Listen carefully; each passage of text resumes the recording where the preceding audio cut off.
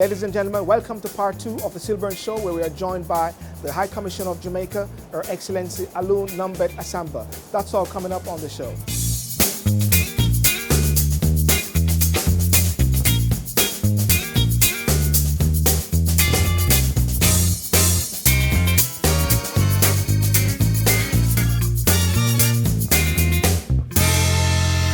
From the moment we're born and start this great adventure, we're always reaching for more. Friends, love, independence. But no matter where life takes us, there's always comfort in the place we call home. This place is financial independence. And when you get there, you'll never want to leave. Victoria Mutual, the home of financial independence. So what made you decide to pursue politics, High Commissioner? I actually didn't decide to pursue politics. I think that was kind of thrust upon me. Politics chose you? Yes, if it is possible to say that. Prime Minister Patterson at the time appointed me as a senator while I was general manager of COK. And while I was a senator, I kept being pressured into running for a seat. And it was quite convenient that I lived in Monigue, in Southeast St. Anne, and the Member of Parliament at the time was going to retire. Seymour Mullins. Seymour Mullins. I was named after him. Of blessed memory. Everybody calls him Foggy. Yes. And I kind of grew up with Foggy. His mother taught me at Ferncourt, actually, Miss Vic. Yes. And I was cajoled is probably the word. It took a while, and I finally said yes, okay, I would do it. But I discovered that representational politics was not for me. I enjoyed it, but it was not for me. And then there were some challenges, and I said, I can give service to this country, to Jamaica, without being in Parliament. Yes. I didn't need to be in Parliament. I was already giving service in a wide number of areas before I went into politics. And I said, I didn't need to be in politics. So that's a very interesting point there, and because many people believe that sometimes to make a fundamental difference in Jamaica or even in countries that they have to go into politics. But what you're saying it's is... important to be in politics if that is the area you want to make a difference in, but you can do so much outside. Yes. Oh, fantastic. So tell me, while in the UK now, what has been your proudest achievements with the High Commission in London and, of course, I don't know if I can identify any one thing, Sylbourne, but you know, you and I have worked on the whole APD issue. Yes. And there was a lot of lobbying that was done, and we got nowhere. Yes. And I took a different track. I put it on the agenda for the Commonwealth Heads of Government meeting in Sri Lanka. Yes. And I put it on the communique. And would not remove it until we got certain promises as to what would happen. So I didn't remove it. Jamaica didn't remove it. It was asked that it be removed on the basis that something would be done. Something would be done. Yes. And I could say last night, I know this is going to be, this is being recorded, but the Grassroots Diplomats magazine awarded me as a policy driver. Grassroots Diplomat magazine awarded me as a policy driver for that particular action. Yes. Now, a lot of things went into getting it to that stage, which people would never know about, but that was the end product. The assurance was given that in the autumn statement, this Chancellor of the Exchequer would do something. Yes. And what happened is that originally there were 3 bands. Yes, I do recall. And the US was in one band, and the Caribbean was in another band. And the US, the APD for going to the US, whether you were going to Hawaii, or you were going to Miami, or you were going to Seattle. Going by the capital, isn't it? Well, yes, exactly. You paid less. Yes. Than if you were going to the Caribbean, because we're in a different band. And what it meant is that we were non-competitive, the Caribbean, we were non-competitive vis-a-vis other long-haul destinations, like, for example, specifically the US. And we were able to get them to change the band from having 3 bands to having 2 bands. And that made the Caribbean much more competitive. In fact, tourism from the UK increased by over 30% the year after. Would you say that also, even though we've gained that sort of breakthrough and that success there, I was just speaking to someone earlier today that says the fares at the same time is so Let high. me tell you what the fare is. If you look at how the fare is broken down, and here you're asking me to pull now on my tourism cap. When you look at the fare, the portion of the fare which is not tax related is the smaller portion of the fare. Yes. So the taxes, whether it's the APD or not, but the APD is there. And the truth is that you can't influence a country not to charge tax. So it's fuel tax, it's this tax, it's that tax. And Jamaica's also put and everybody else has taxes, So the larger portion of the cost of airfare is the taxes. Yes. So would you say then that the whole APD and the whole airline lobbying factor has been one of those key moments that you can look back on? I would look back on it and say this was a great success. Another thing, when people ask me what is probably one of my most memorable moments, are the first 3 months of my coming here. Yeah. Because I got here at the end of May, and the beginning of June 2012 was the celebration of the Queen's Jubilee. Yes. Of being 60 years on the throne. And all of the activities that took place.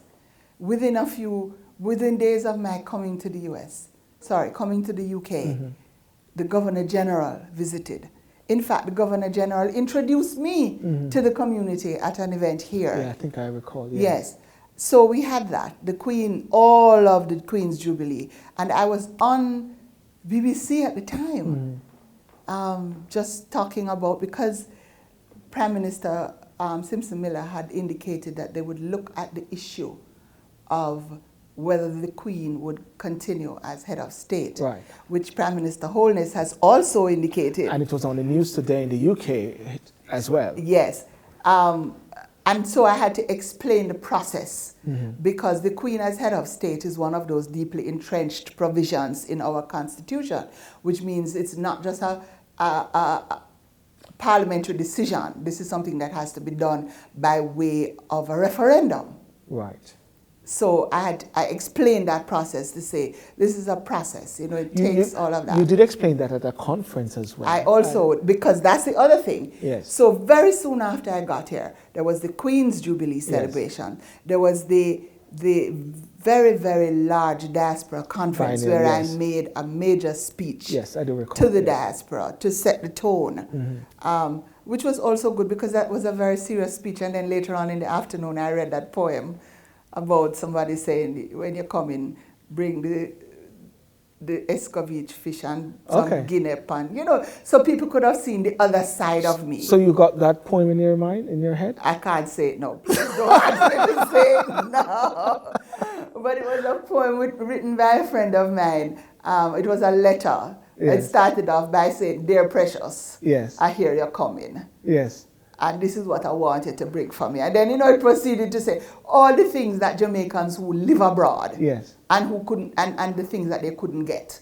The poem told Precious, these are the things you must bring. So after making that very serious speech in the morning session, then in the afternoon when there was a concert and so on, I did that poem. So people could have seen the two sides of me. So that occurred. And then right after that, came the celebration of Jamaica's 50th anniversary. Yes, that was big. And we had all of the activities that were taking place in London, but also activities in Birmingham, because there was a Jamaica village in Birmingham, and we had things there and so on. So I was running between Birmingham and London, and all of what took place here. And the opening of the Olympics. Wow. Yes. Usain Bolt. Well, not just Usain Bolt, please. Don't forget. Olympics is more than Usain Bolt. Don't forget how well the ladies did. Yes, yes, of course. The men did well and the yes. women did very well too. But in addition to that, the Prime Minister came for the opening. Yes. So within 2 months of being here, I had the Governor General to host and I had the Prime Minister to host. So I said to myself after that there was nothing that could be thrown at me in the UK. Fantastic. That I wasn't going to be able to deal. Fantastic. Ladies and gentlemen, there's nothing that can be thrown at the High Commissioner. Okay? So we're going to take a quick break and we're going to come back and we'll understand more of High Commissioner Excellency Aloun Ndombet-Assamba. Did I get that right? Close enough. Close enough. See you soon. From the moment we're born and start this great adventure, we're always reaching for more. Friends, love, independence. But no matter where life takes us, there's always comfort in the place we call home. This place is financial independence. And when you get there, you'll never want to leave. Victoria Mutual, the home of financial independence. Welcome back to the show.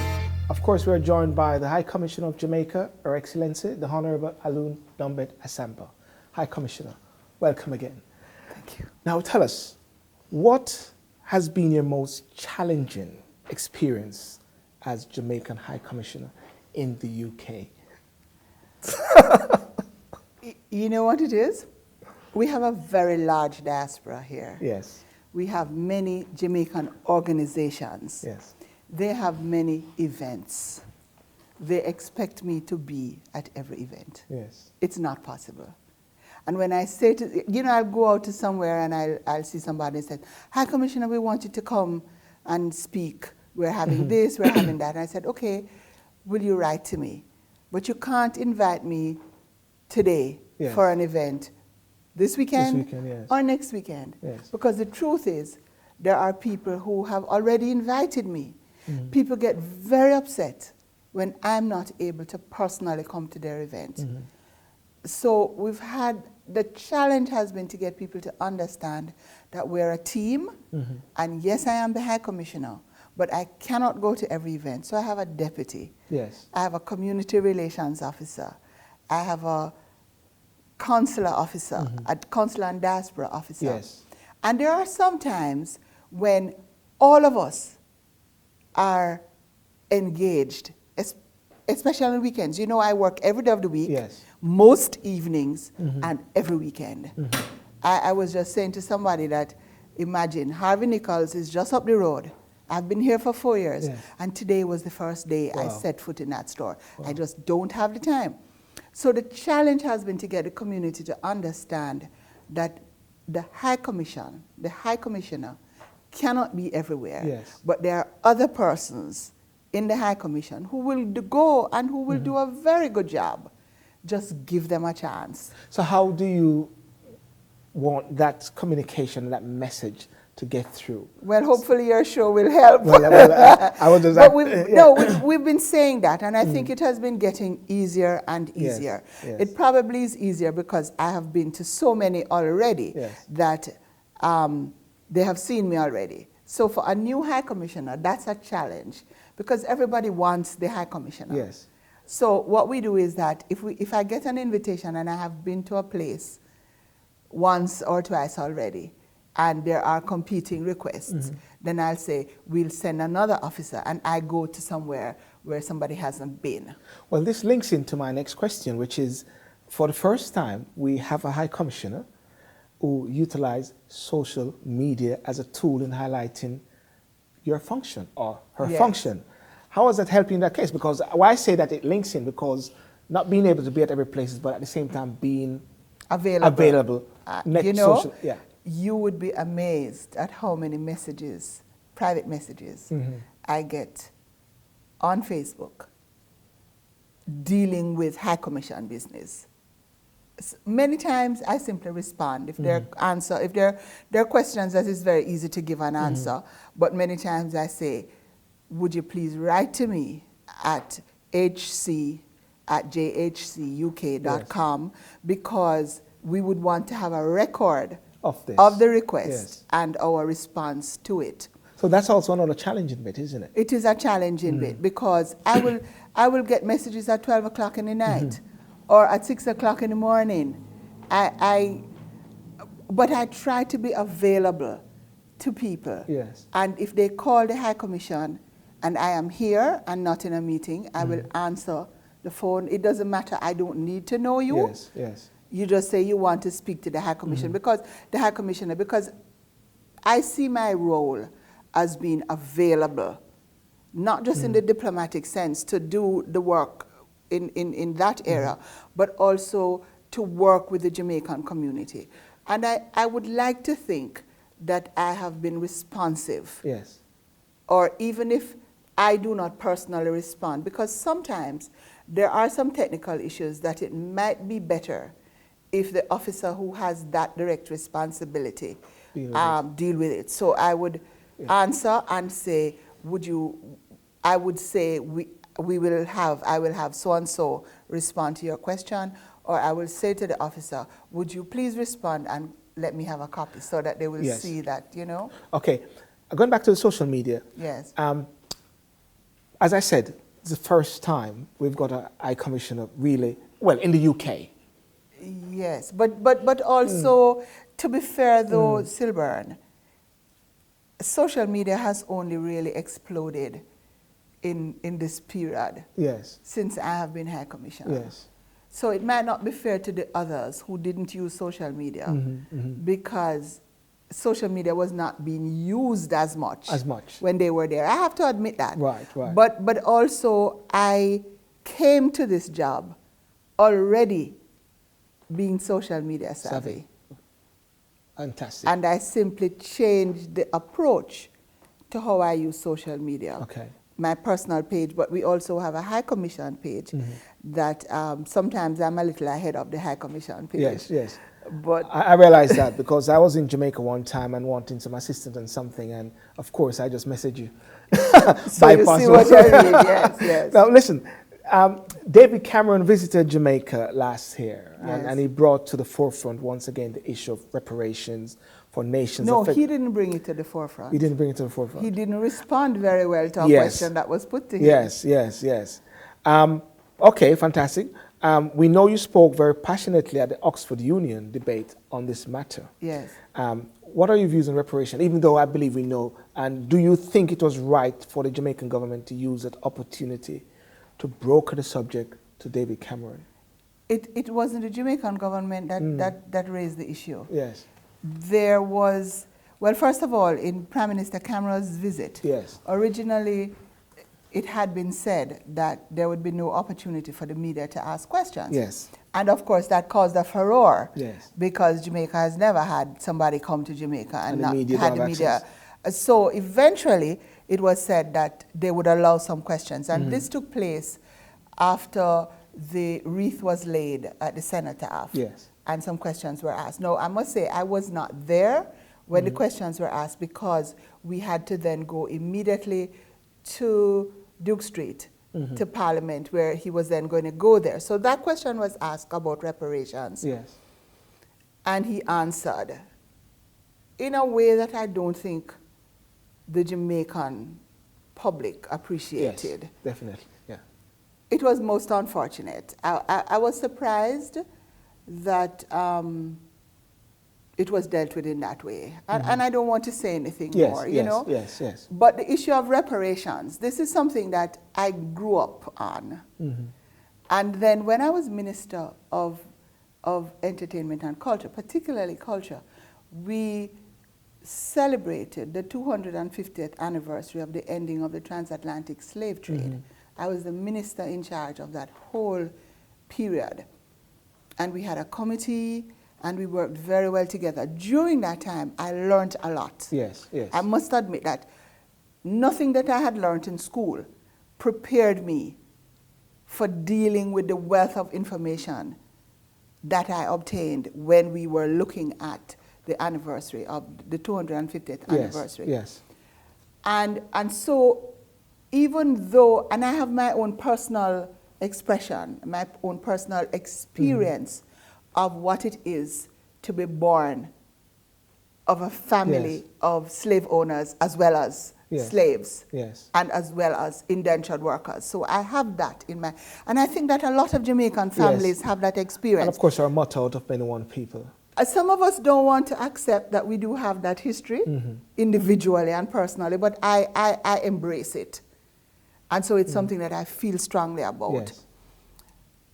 And my view, and I would like to say that I had come to this view, which was strengthened by being here in the UK. Yes. Because all around the UK, I see the evidence of the wealth that was created for the UK Yes.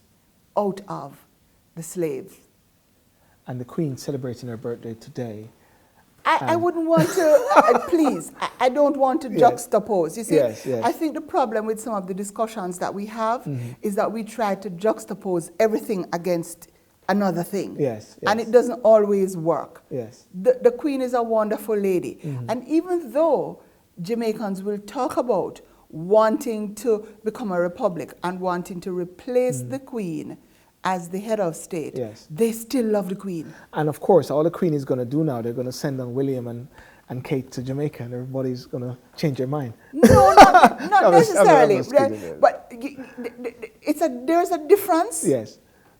The individuals and the persons, there's a difference. But the issue of replacing the Queen. Yes. Just today, somebody sent me a message and say, please convince them not to leave the Commonwealth. Replacing the Queen as head of state does not mean we're going to leave the Commonwealth. Exactly. Because the Commonwealth is a group of 53 countries. And Nigeria is a part of it as well. Not just Nigeria, Yeah. even in the Caribbean, Yeah. Trinidad and Tobago, Guyana, Yes. Dominica are republics. Yes. And they're as much a member of the Commonwealth as the realm states. There are only about 11 realm states, meaning states where the Queen is still the head of state in the Commonwealth. There are also countries who were never